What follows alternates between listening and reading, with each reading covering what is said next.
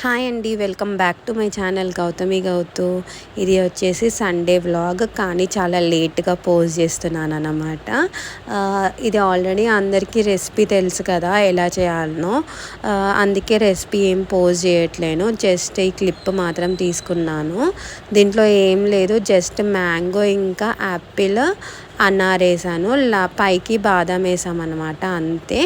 Mango fruit salad చాలా బాగుంటుంది. ఎవరన్నా ట్రై చేసి ఉంటే నాకు కమెంట్ సెక్షన్లో చెప్పండి.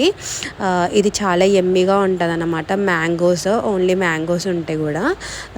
ఓకే, మరి బాయ్ బాయ్. ఇంతే ఈ వీడియోకి.